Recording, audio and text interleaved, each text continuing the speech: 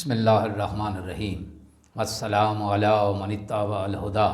ہدایت کی اتباع کرنے والوں کو راحت دو جہاں قرآن چینل کی طرف سے سلام عرض ہے۔ تمام تعریفیں اس پروردگار کے لیے ہیں جس نے آسمانوں اور زمین میں جو کچھ ہے وہ ہمارے لیے مسخر کر دیا۔ لاکھوں درود و سلام ہوں وجہ تخلیق کائنات حضرت محمد مصطفیٰ صلی اللہ علیہ وآلہ وسلم اور آپ کی آل پاک پر۔ سامعین کرام صاحبان ایمان، ہمارے آج کے سبق کا موضوع ہے سورہ بقرہ کی آیت نمبر 189۔ تو آئیے پروردگار کے پاک نام سے اپنے سبق کا آغاز کرتے ہیں۔ بسم اللہ الرحمن الرحیم۔ یسألونک عن الاہلۃ قل ہی مواقیت للناس والحج ولیس البر بأن تأتوا البیوت من ظہورها ولکن البر من اتقى وأتوا البیوت من ابوابها واتقوا اللہ لعلکم تفلحون۔ ترجمہ: لوگ آپ سے چاند کے بارے میں یعنی چاند کے گھٹنے اور بڑھنے کے بارے میں پوچھتے ہیں تو آپ فرما دیجئے کہ یہ لوگوں کے لیے اور حج کے اوقات کے تعین کا ذریعہ ہے، اور ساتھ ہی یہ بھی آپ فرما دیجئے کہ حج کے احرام باندھو تو پشت خانہ سے داخل ہونا کوئی نیکی نہیں ہے، بلکہ نیکی تو یہ ہے کہ انسان تقوی اختیار کرے اور تم اپنے گھروں میں دروازے سے ہی داخل ہوا کرو اور اللہ کی ناراضگی سے بچے رہو تاکہ تم فلاح پاؤ۔ آیت کی تفسیر: لوگ رسول اکرم صلی اللہ علیہ وآلہ وسلم سے چاند کے گھٹنے اور بڑھنے کے بارے میں سوال کرتے تھے کہ یہ کیا ہے۔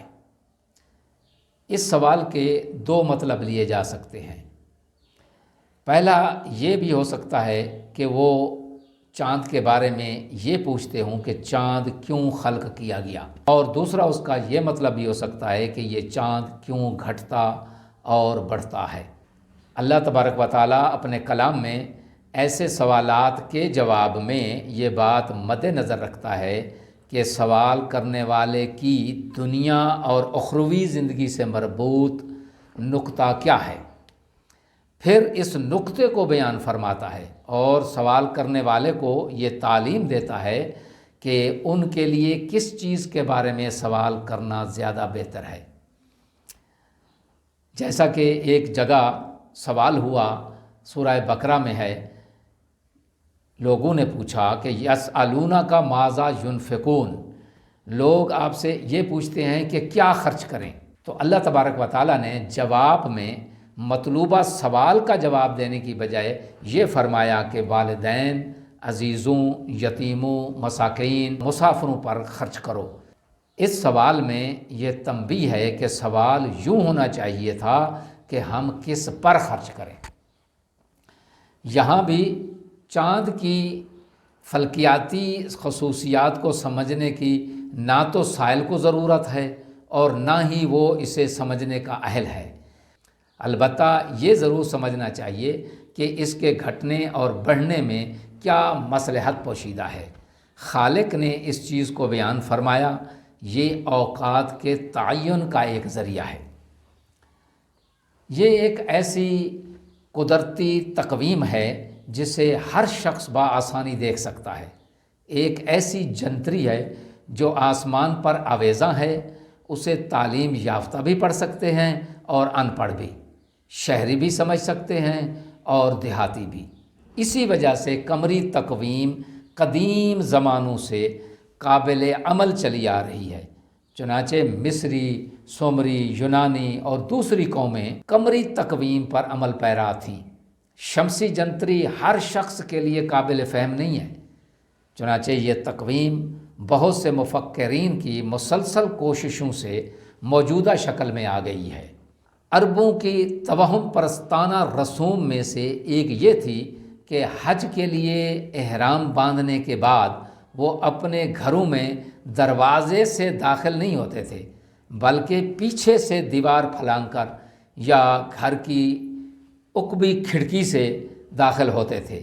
ان اوہام کو ختم کرتے ہوئے قرآن نے نیکی کا حقیقی معیار بتایا کہ حقیقی معیار تقوی بیان فرمایا ہے، نہ کہ گھر کے پیچھے سے داخل ہونا کوئی تقوی ہے یا نیکی ہے۔ اس بارے میں احادیث مبارکہ حضرت امام جعفر صادق علیہ الصلوۃ والسلام سے ایک حدیث مروی ہے۔ آپ نے فرمایا کہ رسول اللہ صلی اللہ علیہ وآلہ وسلم کے اوصیاء ہی اللہ کے دروازے ہیں جن سے داخل ہونا ہوتا ہے، اگر یہ نہ ہوتے تو اللہ کی پہچان نہ ہوتی۔ انہی کے ذریعے سے اللہ نے اپنی مخلوق پر حجت قائم کی ہے۔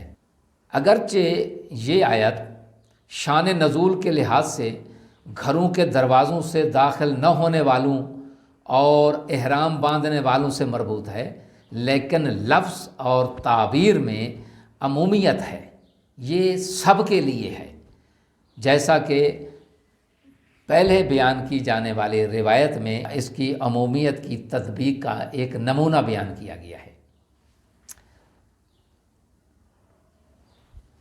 آیت میں بیان ہونے والے اہم نکات، پہلا نقطہ یہ ہے نیکی اور اچھائی کا معیار رسم پرستی نہیں بلکہ تقوی ہے، اور دوسرا نقطہ اس میں یہ ہے کہ بے مقصد اور غیر مربوط سوال کرنا جاہلانہ عمل ہے۔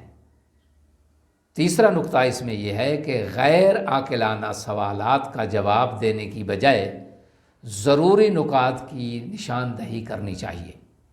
دعا ہے کہ خداوند عالم ہمیں کلام پاک میں تدبر کرنے اور تأمل کر کے اس پر عمل کرنے کی توفیق عطا فرمائے۔ سامعین سے گزارش ہے کہ کلام الہی کو اپنے حلقہ احباب میں پھیلائیں۔